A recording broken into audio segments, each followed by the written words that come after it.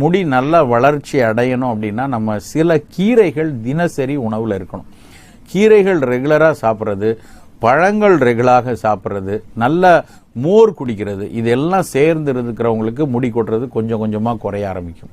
Nutritional reason இரும்பு சத்தும் சில வகை புரதச்சத்தும் குறையிறதுனால தான் அப்படின்னு இன்னைக்கு பல தலைமுடியில் ஆராய்ச்சி செய்யக்கூடிய விஞ்ஞானிகள் ரொம்ப தெளிவாக சொல்லிட்டு வராங்க. அப்போ அந்த ரெண்டையும் நம்ம சப்ளிமெண்ட் பண்ணுறது உணவின் மூலமாக. தினசரி ஏதாவது ஒரு கீரை இருக்கணும். அரைக்கீரை இருக்கலாம், சிறுகீரை இருக்கலாம், முளைக்கீரை இருக்கலாம், தண்டுக்கீரை இருக்கலாம், ஏதாவது ஒரு கீரை கொஞ்சம் பாசிப்பருப்போடு சேர்த்து சமைத்து சாப்பிட்டோம்னா கீரையிலிருந்து இரும்பு சத்தும் மற்ற கனிமச்சத்தும் கிடைக்கும், அந்த பாசிப்பருப்புலேருந்து புரதமும் கிடைக்கும். கூட நல்ல பழங்களும் மோர் எடுத்தோம்னா நிறைய ஆன்டி ஆக்சிடென்ட் கிடைக்கும். ரொம்ப மைன்யூட்டாக இருக்கக்கூடிய கனிமங்களும் இந்த பழத்திலிருந்து கிடைக்கும்.